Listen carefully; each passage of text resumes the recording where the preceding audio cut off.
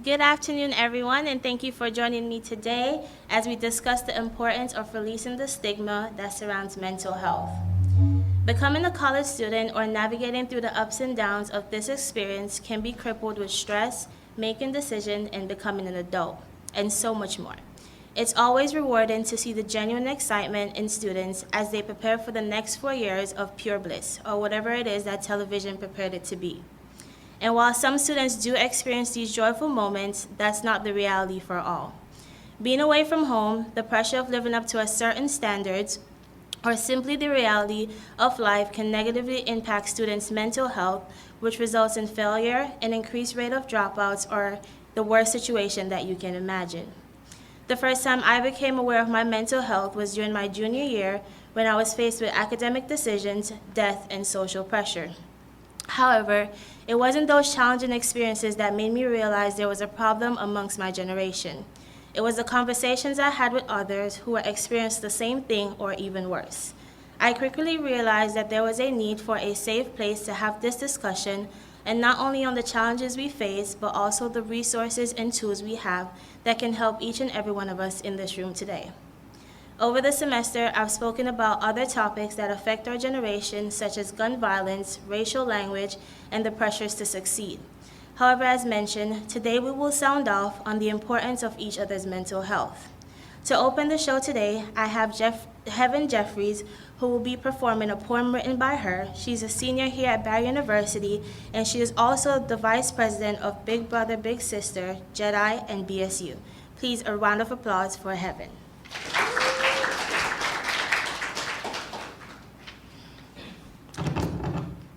Flower flow, flower grow. Grow, flower, grow. When the sun is not shining, you still must grow. When the world freezes over, you still must flow. Flowers, soak it up, suck it up. It will rain and it will come knocking on your little cracked flower pot. Drip, drop, drip, it will go. If you let it, it will devour your soul. Flowers stand tall. Flower, you will not be hitting anymore. Your petals are like no other. Even in December, you'll never be alone.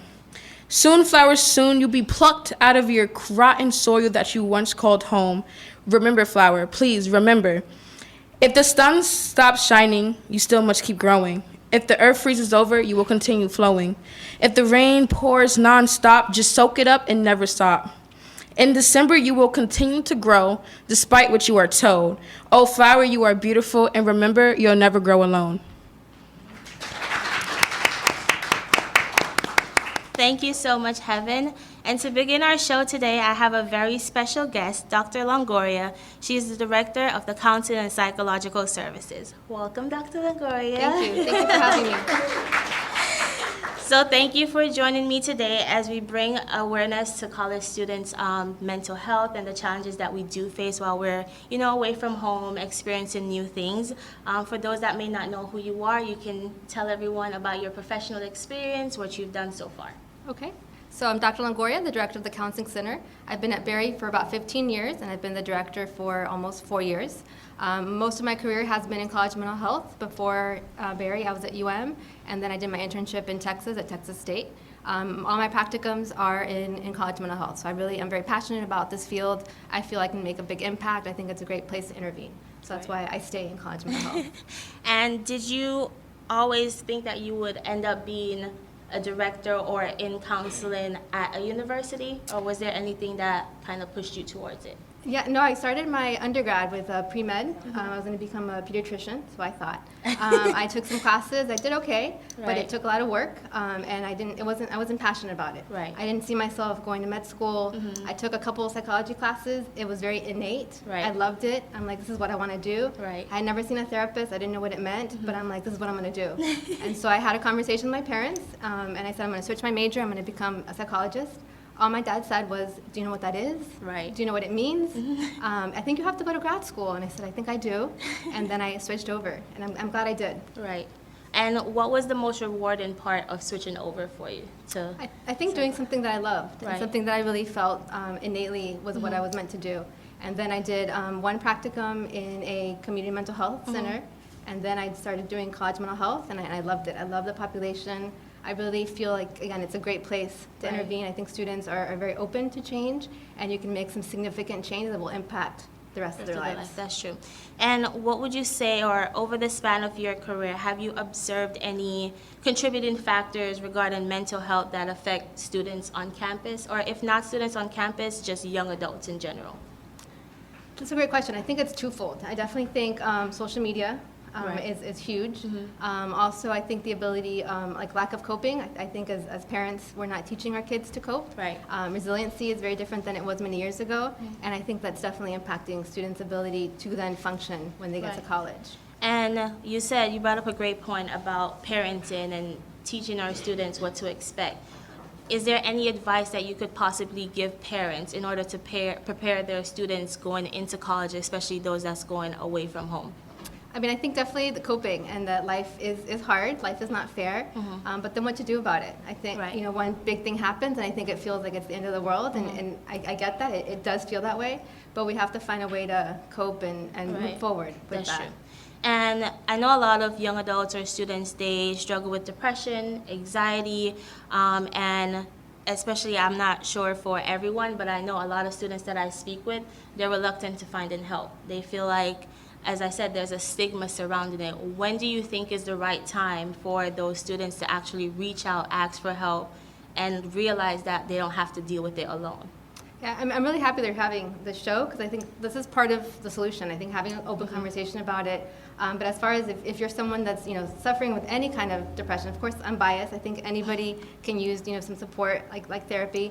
But if it's impacting your functioning, so if Right. you notice that you're not able to go to school anymore, you're not able to go to work, you're isolating a little bit more, it's really becoming detrimental to your functioning, then definitely reach out.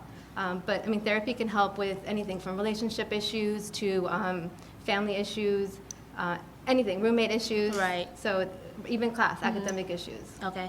And have you seen, or what would you say is one of the biggest contributing factors out of academics, life, maybe parental stress? Like, what do you think is one of the top reasons why a lot of students are experiencing these, like anxiety, depression, or struggles?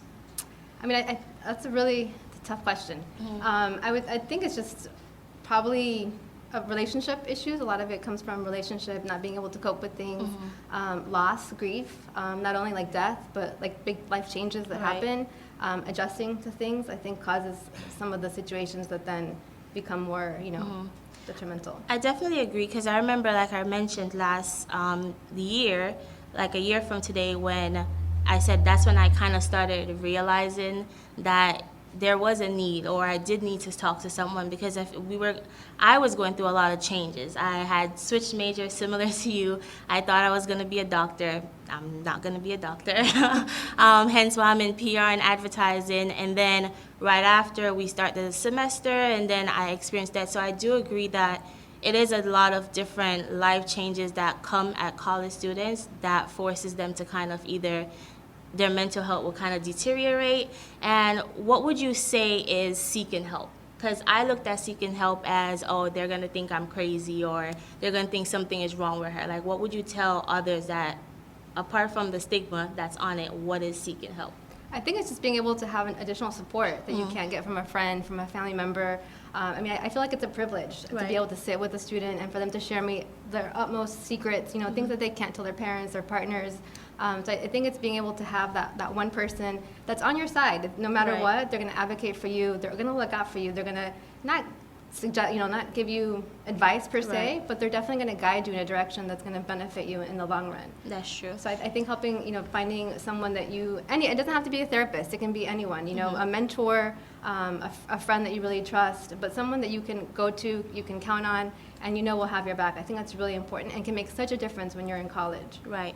And you said find a mentor. How do you know, or is there any tools that students can use in order to find the perfect, or not the perfect, but a mentor, or therapist that best fits them? So, I mean, it's really about the connection, the relationship that you have. It takes time. So, I mean, I tell students, like, if you first see someone and you don't think it's a good fit, give it at least 5 sessions. Right. See, and what is it about that connection that you're not feeling? Is it that you don't feel heard? Does it feel like, they don't get you? Is it because of, they're not asking you questions? I always say, give it a little bit of time. See Right. if you can find a way to talk to the therapist about it as well. because they can change, to adapt to what you're looking for the most time. But it is very important to find someone that you trust. It really comes down to trust. Yeah, because I know a lot of students as well, when I was speaking to them, they wanted someone that could relate to them in form of culture.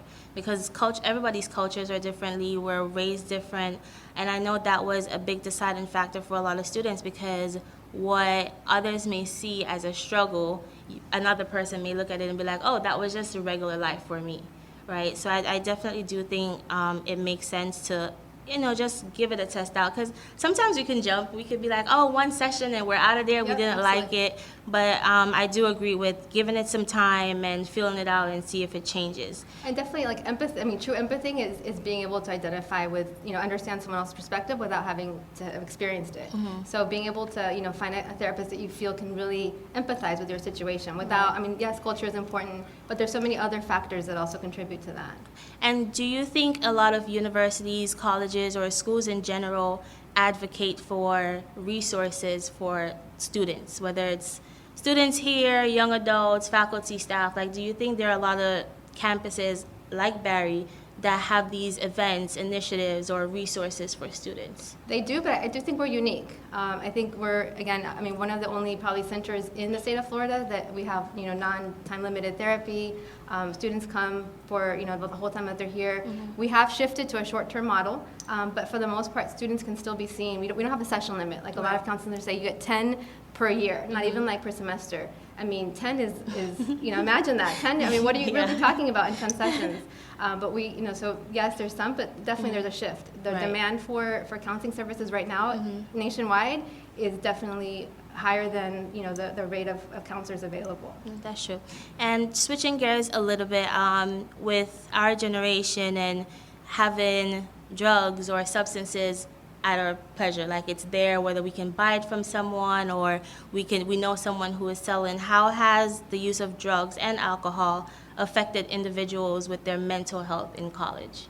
I mean, one thing that we always look at is what's the purpose of using alcohol or drugs? So is it something that you're, socially, you're out and about, and you're, smoking or drinking, or is it more of a coping, more self-medicating? So are you, did you have a bad day? Did you fail a test? And then are you then using alcohol to cope? It's a depressant. Alcohol is a depressant. So we always tell students, you think it's helping you, but in the long run, it's having a much bigger impact on your mental health. Okay. So finding other ways to get, kind of those, to feel better without using those means. And do you have any other tools that you can suggest for students to use instead of using alcohol or substances? I'm a big proponent of exercise, any type of exercise, 3 times a week for 30 minutes. It doesn't have to be like, you're running a marathon, but, anything, walking is really good. This year I've been all about joy. Find joy in whatever that is, whatever that means to you. I think that's important. Mindfulness, meditation. People laugh when I say this, but it really works. Knitting, crocheting, one of the best things you can do for anxiety because you're busy. I really believe in that. There's also like acupuncture. There's other things that you can do, but it's like finding the one that connects with you. Coloring, journaling is also really good. But it's one, don't just do it because someone says, you should do this. Like, make sure it connects to you. Because if you're doing something just because someone told you to do it, it's kind of, it won't work. counterintuitive. It'll be like you're being forced to do it. And then it won't help.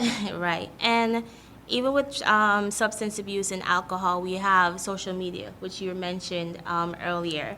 Has there been research done on social media and its effect on college or university students? There has been. Really? And what does those research say? So I think it's contradictory. There is definitely a link between the use of social media and mental health, especially in college students. But it depends on what you're looking at. So, I mean, I think that there's an impact in the sense that what people are watching, it's definitely a distraction, a way to cope.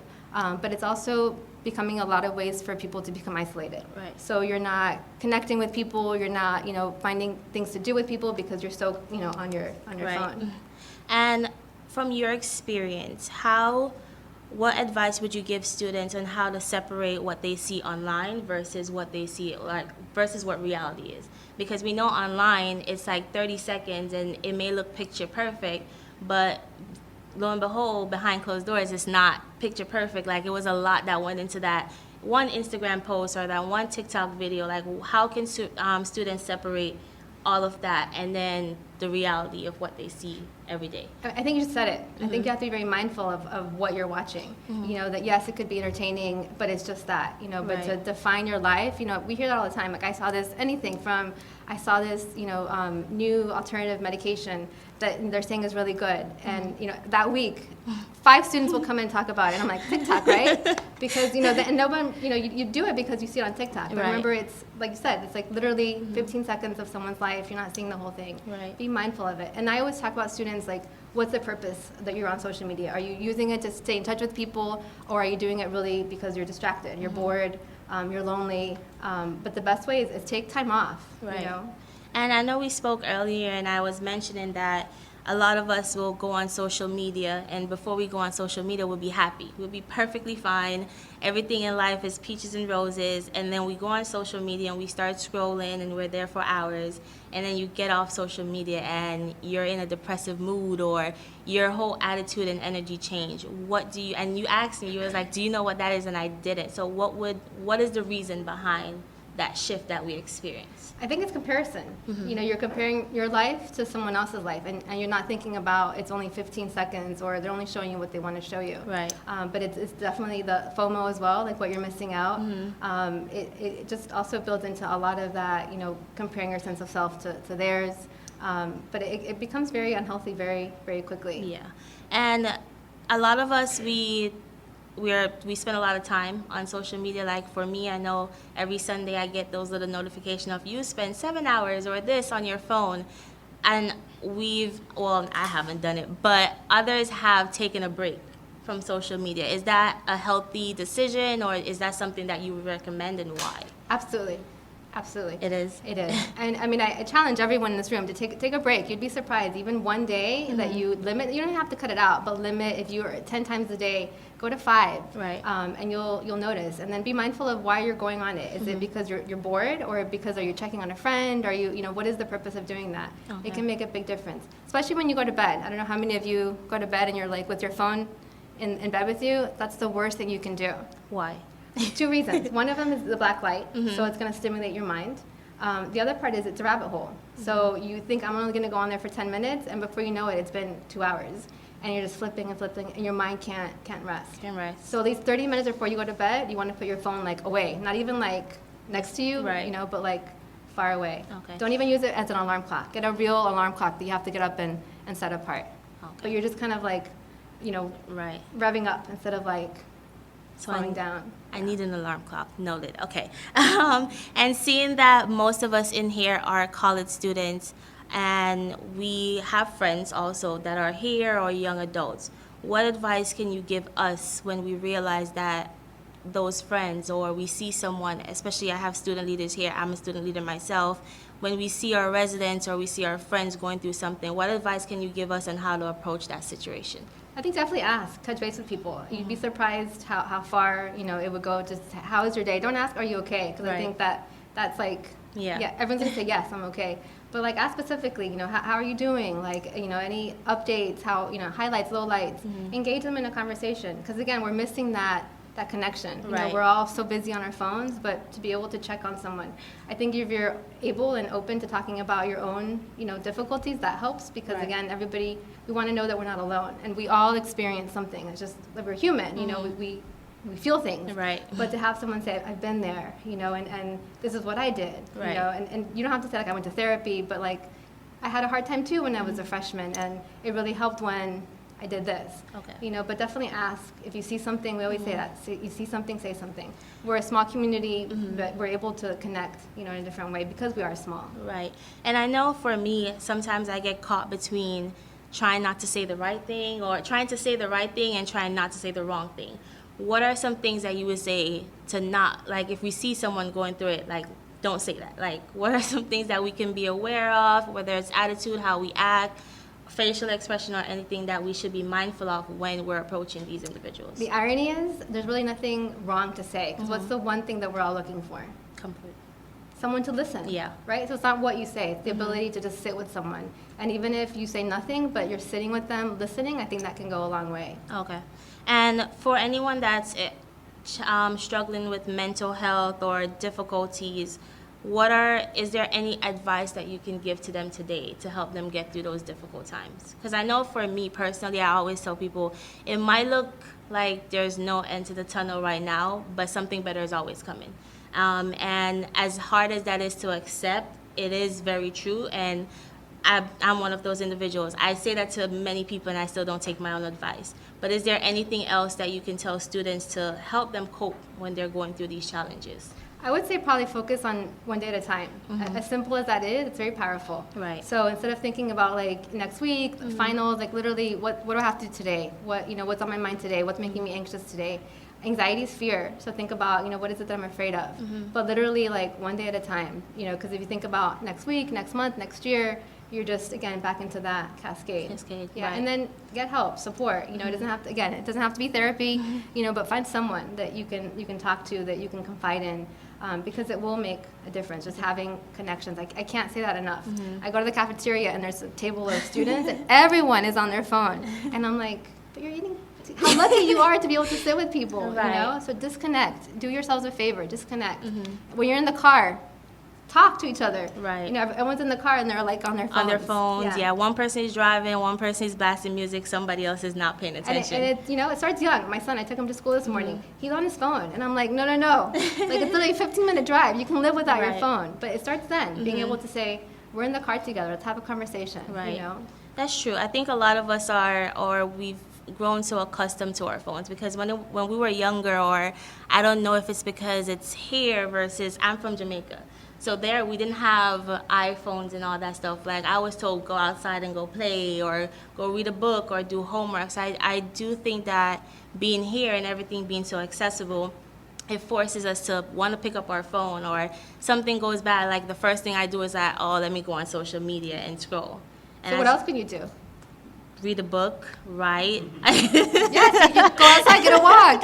Yes, you can. You can do all those different things. It doesn't have to be what you're used to. It might Right. be uncomfortable, but definitely find other things to do. Yeah. And I mean, I use social media as well, so I'm not saying it's all bad. Again, but like moderation. Right, there should be some type of limit that's put on it. Well, thank you so much for coming here and bringing light to all these topics. I definitely do think that it's important that we know what's happening and all the changes that we experience. And for anyone that's out there, if you are struggling or you need help, like there are resources, as we have Dr. Longoria here in counseling and psychological services. There are individuals here on campus that you can talk to. They're student leaders, hence why we have RAs, we have O-Team, we have student ambassadors. There's so many resources that we have on campus available for students who are going through these things. So if you know someone, say something. If you see someone going through, or you see yesterday they were completely fine, and then a few weeks from now they went from 100 to 0, definitely say something, ask for help. If you don't know what's the right thing to do, find someone that can give you those answers. But thank you, Dr. Langora, for coming today. Can I have a round of applause, please? Thank you. Can I just remind people that counseling services are free, so make sure you take advantage of it. Again, a lot of counseling centers you have to pay for it. But it's part of your tuition. It's very expensive when you go out in the public, so take advantage of it. And what's the average price you would say for a counseling session? Right now? Outside, yeah, right now. $150 to $200. Yes. So take it. I can't tell you enough. I mean, it's gonna, our numbers are gonna go up, but that's okay. But Right. take advantage of it. Even if you're curious, I mean, the counselor would tell you, you don't have a lot to work on, but we'll focus on this, and we'll, problem solve or whatever it is. But take advantage of it, because it's expensive. It's expensive. And here it's free. So $150 is a lot of money. That's a pair of shoes right there. yes, or even if you go through insurance, you still have to pay a copayment. Really? So $50 copayment, once a week for a year, 6 months, it adds up. And that's $150 to $200 per session, For or a is 50-minute session. oh no. And some insurances don't cover, or it's very time limited. You get 10 sessions, 5 sessions. So That's to crazy. plug in for. So you heard it here first. Take advantage of it while you're here. And if you know someone that needs it, definitely bring them to the counseling center. And anything I can do to help, please. If you have questions, or something happens and you want to just touch base with someone, please reach out. Thank you. So thank you.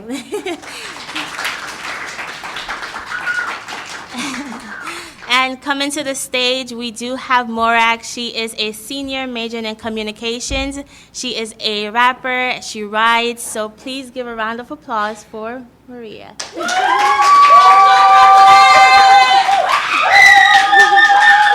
Thank you, everybody. I love you too, Ash. This is a song I wrote a long time ago. This is called The Low, and it's a little vibe, so I hope y'all enjoy. And yeah, whenever you guys are ready. Ooh. Cue turn.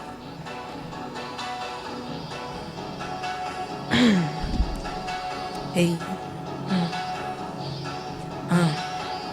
Got too many in my phone, yeah. Change my number so they leave me alone, yeah. Too bad, and they freak on the low. Change my lifestyle, now I'm really getting. I got so many living in different area codes, huh? They wanna drive the boat, 410 to LA for sure, yeah. Round my wave, no rip, never dry drip. Telfa on my hip, watch your step, don't slip. Catch a fight, then she never but my page. About to go crazy, break out the page. I do what I want, shoot the 309 LeBron. I don't smoke no Reggie, smoking on exotic veggies. You cannot get to me because I'm getting to the fatty. Got too many in my phone, yeah. Change my number so they leave me alone, yeah. Too bad, and they freak on the low. Change my lifestyle, now I'm really getting. Never be in drama, catch me swimming the Bahamas. If they hating, I don't bother. You got problems with your baby father. I don't got that issue. If you sick, then grab a tissue. I don't need your validation, I don't need your Benjamin, what I'm making, chopping them decapitation. Got my back on the wall, and they think I'ma fall. But you never walked a mile in my shoes, so don't act like you know what I have been going through. Yeah, got too many in my phone, yeah. Change my number so they leave me alone, yeah. Too bad, and they freak on the low. Change my lifestyle, now I'm really getting dope. Thank you guys so much. Appreciate it.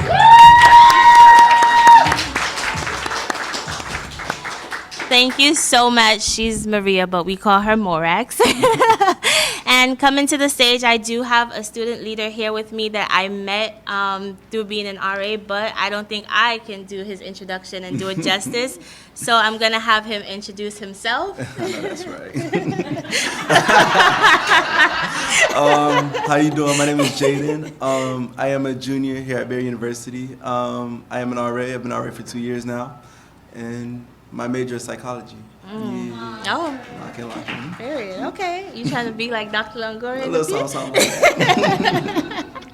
And we were previously speaking about mental health and how they affect young adults. Being a young adult yourself, can you tell us the importance or why mental health and realizing that we do need help and the challenges we face are so important, especially for our generation?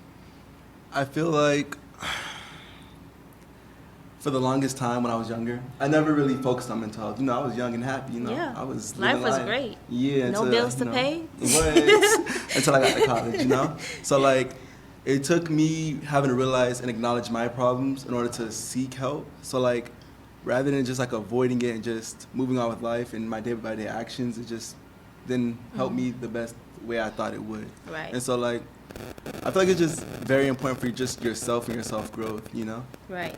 And we speak about, or we see a lot of stigma, like I mentioned, that relates to our mental health and why we seek or why we don't seek help when we need it. Where do you think those stigmas come from?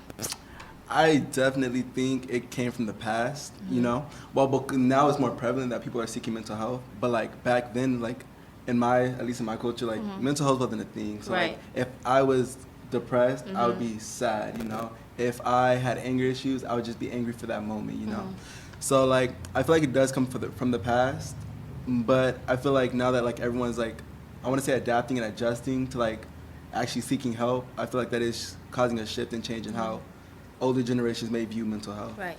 And you mentioned something when you were younger, how when you were depressed, it was there feeling sad. How did that make you feel, knowing that in reality you were struggling. In reality you were going through something that you needed someone to listen to, but instead it was like, oh, you're just sad, you'll get over it. Like, how did that make you feel? It was kind of like invalidating, you know. So it was like, it kind of, I don't want to say that it made my feelings less than, but like it kind of took the value away from feeling how I felt. So Right. yeah, That's true. Because I feel like when we say that we're depressed, or especially some of our parents, you know, they're, yeah. so they didn't have those resources, or they didn't know. So it's not a matter of, oh, they were like shutting us down sometimes. I feel like that's what I came to realize. It was just they weren't aware, or they didn't know, or even if they were going through, which I'm sure they were, because we might think we have it hard now, but just imagine how life was way back then. You know, they had it very hard, and they had to go through those things alone. So I feel like that's one of the reasons why now when they had us, it was just like, oh, you'll be all right. I figured it out. My mom always say, girl, you'll be all right. Go pray to God. And I'd be like, That's the one right cool. there. Yeah, I'm going to go about pray. it. And from a student standpoint, do you think there are resources on campus, or enough resources? Because we do have counseling, we do have campus ministry that do a lot of events, especially like this week. Like, this is when they do events for us, and they kind of take our mind off of finals and the end of the semester coming up. Do you think that there are enough resources here at Barry for students?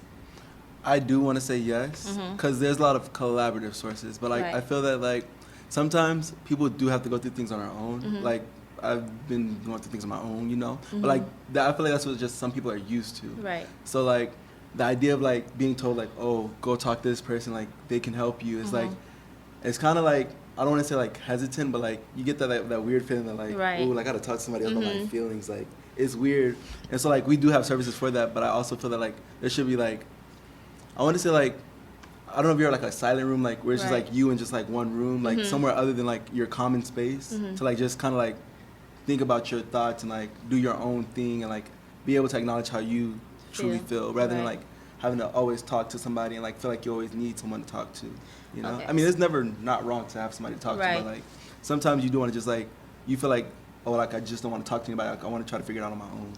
And I don't know if it's the same for you, but I am not someone that talk about my feelings. I'm someone that just be like, all right, I'll deal with it whenever it comes, and it comes again, I'll deal with it another time. Why do you think it's so hard for us young adults to express or open up about what we're really going through? Oh, that's a good question. Speaking from just like my personal point of view, I feel like the reason why it was so hard for me to like want to get help or ask for help is because people kind of already have this preconceived idea of me. So like I'm not gonna lie, I'm like the cheerfulest person like you will ever meet. I'm always happy. I'm You always, are. you know, I'm always just chilling, you know. You are. And so like the idea of like letting somebody else know I'm sad, because everybody always thinks I'm happy, and that's sometimes the case, but like sometimes it's not the case. And so like it's kind of like I don't like to make my feelings like a big deal, but like I do like to acknowledge my feelings, Right. you know. So I don't want to be seen as like, oh, he's sad, so like now everybody in the world has like check up on him, you know. Right. So like I feel like that comes into play as well, just like not wanting to be like, I don't want to say like over catered to, but like just like over exaggerated in a sense. I feel like for me, I've always been told like you're the strong one. So it's Yeah. like the one, like anytime I'm going through anything, that's in the back of my head. It's like, oh yeah, I'm the strong one. So you can't gotta stay cry, strong. or it's gonna make you feel weak in a sense. It's almost like, girl, you can figure it out. But in reality, it's, yes, you can. They always say check up on your strongest friends. And that's the one.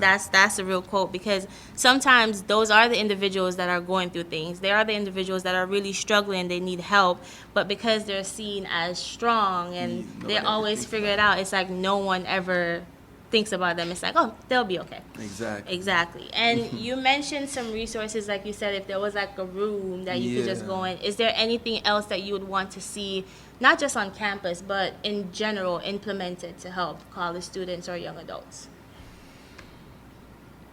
I don't think so.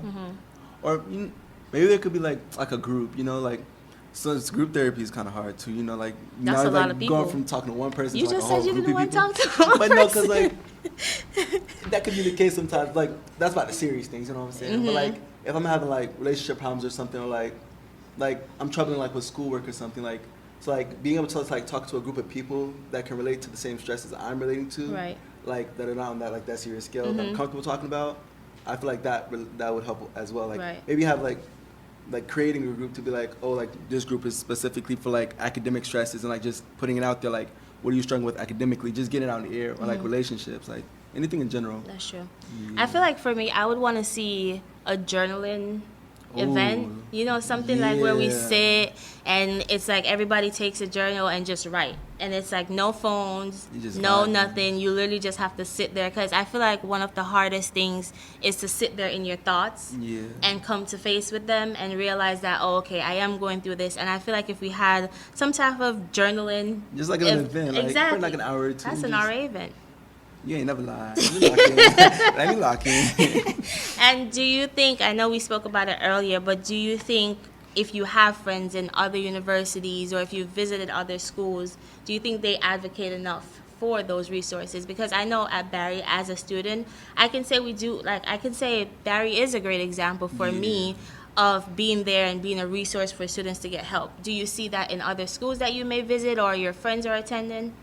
I want to say no. I've been to a few big universities. I don't want to name them. You know, that's what you know what I'm saying. But I have been to other universities, and I just realized that like their advocacy for like mental health and like psychological like services is not like really like as prevalent as ours is. You know, like we have a psychological service like coming out to our events as RAs. They're hosting their own events, like their own week of events. So like they're making themselves very known. But like I've never heard my friends from other universities say that like, oh, like my mental health services is doing this for us this week, or like they're reaching out to us this week. Like I've never heard them say anything like that. Right. And you're majoring in psychology. Yeah. What made you want to go down that path and choose it as a career? Let me tell you. Let me take you way back. Oh, God. To be honest, like it was like a self-evaluation type of thing. Like growing up, like I've always been like the caregiver. I don't know if that's a word, but you know the caregiver. It's a word today. of the family. So like I was always the one like talking to my mom, talking to my dad about there. She was like, I was just someone they always confided in. And so like I never knew that was psychology, you know. Right. But it took me when I got to high school, I took AP Psych, and I was like, oh. And it just kind of like, it was like a reflecting moment, like all these things my parents were telling me about, like they probably thought like I was their psychologist or their mental health like Right. guidance in a sense. And so like that's when I just knew that like a lot of people tell me that like I'm a very comforting person to talk to, and so like that's all I ever wanted to be, is just Right. have an impact on someone without even like having to have like a major impact in a sense, but it's major to them. Right. If that makes sense. Yeah. And with those impact, what are some changes that you want to implement when you are in your career or when you start on that journey? Like, what are some changes that you're looking forward to initiate on your own to make everything easier, especially being a part of, you know, our Gen Z? Yeah. That's actually funny you say that, because I was actually just thinking about that like the other day, because like, you know, I plan about my future a lot, you know. And so like I was really thinking about it because I do want to work with child and adolescents development. So I was thinking that like when you see a psychologist, usually you see them like a suit and tie, like very like professional, but like I want to be different, you know. I want my services just to scream different. So like Right. I was thinking about like having it so like you can custom pick your psychologist. Like it's me, but like you can choose like how you want me to dress, whether it's professional, whether it's like streetwear, like whether it's like pajamas if you want, like kind of like customizing me in the sense that caters to you. Right. Almost like representation.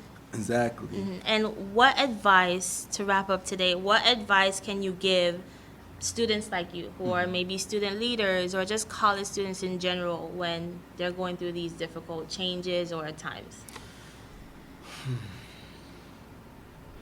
I would definitely want to say, if you feel like you can't handle it yourself, definitely talk to someone. Like, you never realize, like, when you talk to someone, you never realize that they have the same story as you. Like, talking to my residents, like, I realized a lot of them go through the same things I went through my freshman year. And so, like, by them, like, or even me reaching out to them or them reaching out to me, like, it was just like this, like, two-way street of, like, Right. I was going through this, and I'm like, oh, I went through that too. Like, what do you think you can do to change that? And then, like, giving them my advice. So, like, just reaching out to at least one person, because that one person can guide you to many things. Like me being an RA, I have access to like a lot of the resources on campus. Like I know more than I did my freshman year. So like I feel like just reaching out to at least one person that you're comfortable with and just going from there. Right. And do you think a lot of students should try to be a part of clubs, organizations? Because I know for me, being an RA, that has helped a lot. Yeah. Being a student ambassador, that has helped a lot. I was a student mission leader, that helped a lot. Do you think it's important that when you're in college, like one of the ways to, you know, kind of have someone there or have resources more available to you is to join these clubs and organizations on campus? I definitely say yes, Mm-hmm. because like if you're joining a club, there are other people that join that club because they have a similar interest as you do, because Right. they're in the same club as you. Mm-hmm. So I definitely do agree that like students should definitely try extracurricular activities, different clubs, different organizations, Mm-hmm. to really like kind of put themselves out there. Like you never know who you'll meet nowadays. Right, that's true. So, Because I a lot, definitely agree. I think for everyone in here that are my friends, I met them through these organizations that I joined. RA, I know that's that's right. and I know most people because I became an RA. Half my friends, even the ones that graduate, they were RAs, and I met them through there. Being a student ambassador, I meet. I know that's right. Being a student ambassador too, that has helped me gain friends and like being Yeah. open. And I definitely agree with you. It's a way to meet people with similar interests, but Yeah. it's also a way to have that support group amongst you, Exactly. because you need that support. Yeah. A lot of people look at college as what High School Musical What? showed us That's as what I was thinking too. parties, What? or it's easy, or you have breaks in like. That was my best life. Best life. Until I got thought here. college was gonna be this great show. I was Yeah. like, and in reality, it's not. Yeah, and that's You the know? part that people don't tell you. Exactly. And some people may still feel like that was a great representation, Yeah. but I feel like I felt catfish I because I came definitely here and I was agree. expecting, the lockers and all this, Yeah. and even in high school, I feel, and it starts there. I feel like high school was definitely when I saw that shift, that like maybe, and for me that's why it's easier to sometimes separate social media, because Yeah. sometimes I still do get into that feeling, but with being in high school and realizing like, this was nothing that I saw on television, and then Yeah. coming to college, it opened my mind up to say, okay, maybe not everything you see on television or social media is what it is. Heavy on that, and like that's another piece of advice I get to incoming students now. Whatever they tell you, don't believe it. Don't believe it. I promise you. I feel like this is just like one of those situations that you have to go into with an open mind and be willing to accept anything rather than having preconceived notions of like what college is supposed to be like for me. Right. Because doing that, I got let down, And so Real like, bad. Real bad. And so like it took me having to like reevaluate and like really understand like what college is really supposed to be. So, Right. And with social media, we're on it all the Right. time. How or do you think social media impacts you negatively or in a positive way? Definitely negatively. I got on myself the other day because like I was so furious with myself because I realized that like finals is coming up, and this was like a week or two ago. So like I was just sitting there just scrolling, like you truly like you lose track of time when you're just sitting there scrolling. Yeah, TikTok's hours heavy. go by. TikTok What? heavy. And so, TikTok is the like, one. Yeah, literally TikTok. I need to delete it, but I'm trying to make money off of it, so gotta put me first. But yes, like I was just realizing like I was sitting there for hours just scrolling and not realizing that like that's time I could be studying, and I'm always getting upset with myself because I don't have time to study. Right. But it's just I'm realizing that like I'm just not managing my time good enough because like. When you like, it's like spontaneous, Right. It's, like I don't plan out when I'm gonna go on Instagram or go on Snapchat. Like I don't have it like planned out on my day schedule. Right. So like when you do it and it's just taking up time that you're supposed to be doing something else, you kind of forget now that sets you back. So like I definitely do think it's like negative in a sense. Right. And is there anything that you have done that you can probably share with others to maybe help you get out of that negative space? Because I know for me, it's once I see my mood starting to change or I see something, it's like, all right, time to go get off. I'm going to call my sister, stress her out with everything that I just saw. So for me, that's my release. It's like cutting it off, knowing when to cut it off. Is there anything that you have done or that you want to do that can change it from being a negative experience and being more on the positive side? Well, I did take a little social media fast. I got tired of it, How what I'm long? saying?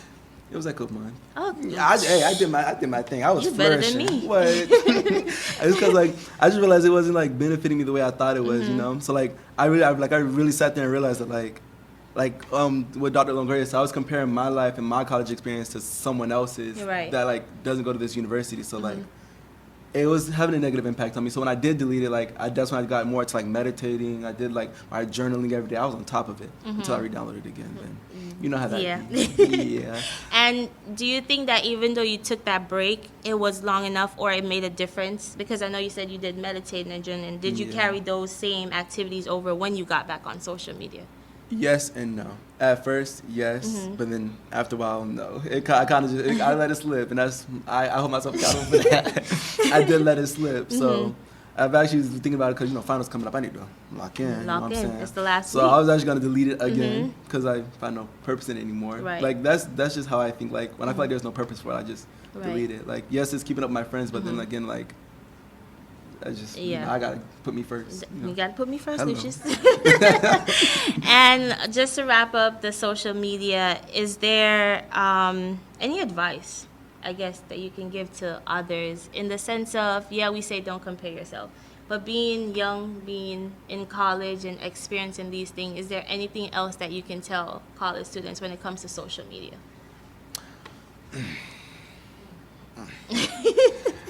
I know for me, Yeah. that follow individuals that are going to positively benefit you.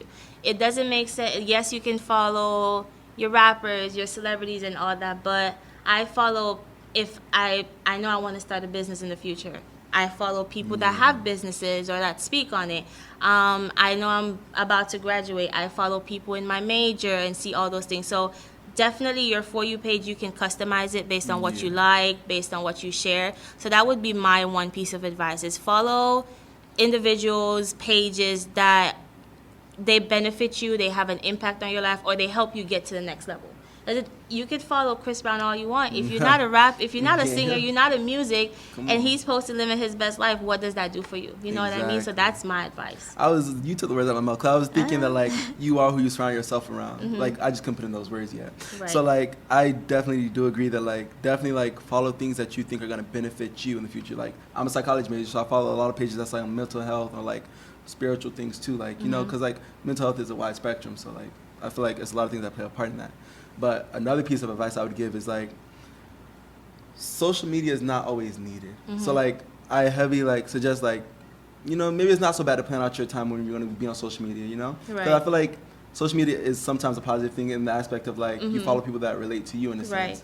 But like maybe just schedule that out, like, you know? And like if you feel like you truly don't need it no more, than just let it go. It's like, today I'm going to go on this one, or Yeah. spend this much time, or tomorrow I'm going to do something Exactly. else. Manage it. you That's know? hard, though. It is. It's hard. But Because see- I've told myself I was going to do that years ago. It's But- 2022, and I still haven't done it. It's all about accountability, you know. You- You gotta lock in, and like even like on my iPhone, I don't do it, but I've seen it before. Like you can set it to a timer for like how long you can be on social media, then it locks the app. Right. So like, it's just all about like how bad you really want to get off it, you know? Because like some people it is like a release for them. Like when you're stressed with school, like when I get stressed, like.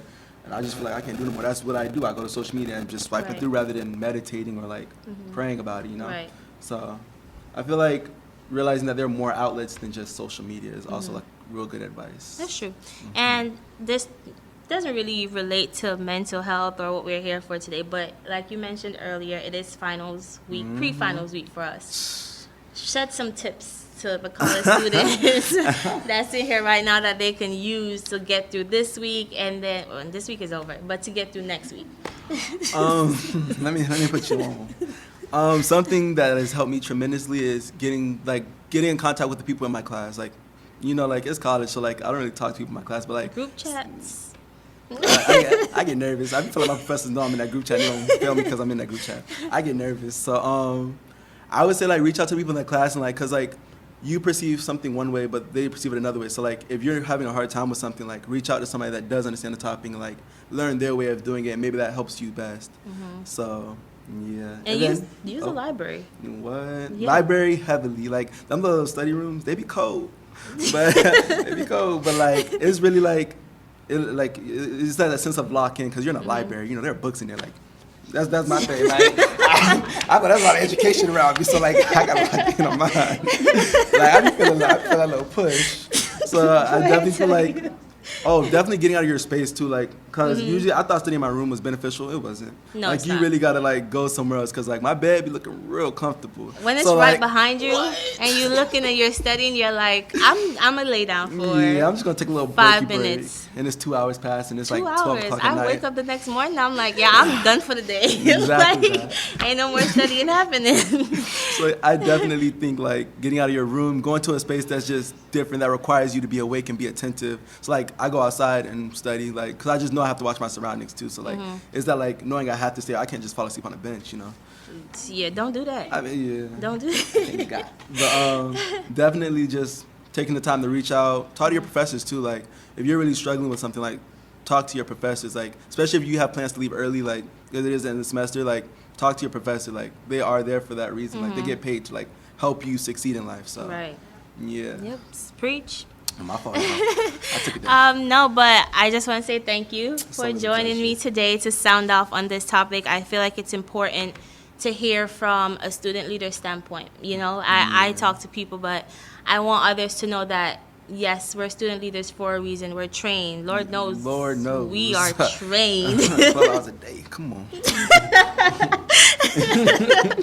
No, but we are trained for these reasons and these situations that may happen. It's happened to me. Like this semester was my first time that I had to deal with a student who was going through these struggles. So we are here, and I feel like as student leader, it's important because sometimes we can spend so much time looking out for others Exactly. and looking out for residents, guests, or anything that we kind of forget to look out for ourselves. Heavy And on it's that. like when we're too deep and you can't get out, but then you still have to show up and show face for your residents or Yup. other students, whatever it is that you do, it is important that we take a step back and get our mental, because you can't help someone if you can't help yourself. You know what I mean? Talk to him. Ah. Talk to him. Talk So to it's, him. it's important that we recognize when we need help, when we need to ask for Exactly. help, and actually not say, oh yeah, I need help. Yep, back in my hole I go. You know what I mean? Yeah. Actually do it, because we can't expect to be out here. I know that happened to me when it was like I was in the right headspace for it.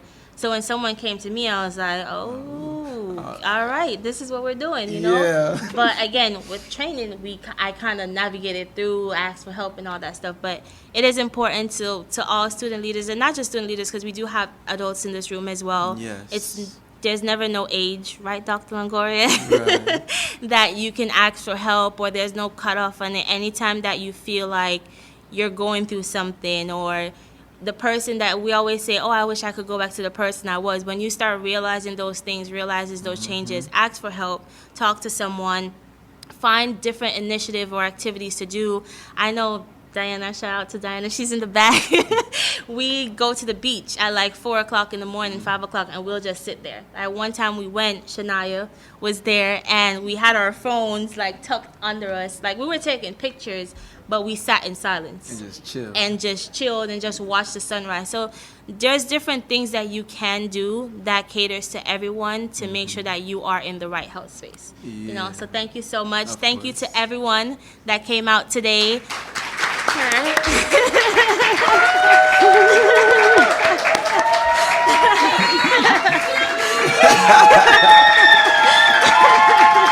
I love that. Yeah. No, but thank you to everyone that came out today to, sound off with the topic of mental health and releasing those stigmas that we face, especially as college students. It is important that we continue to have these discussions, continue to create these safe space for all of us, not only to you guys, but thank you to all my production crew in the back, Yeah. behind the camera.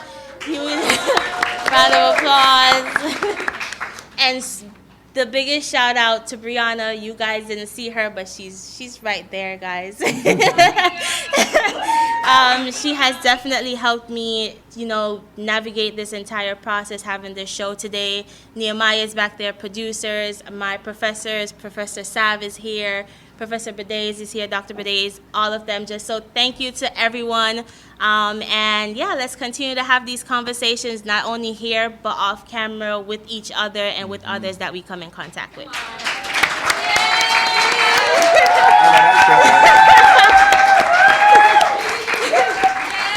And until next time, peace. Yeah.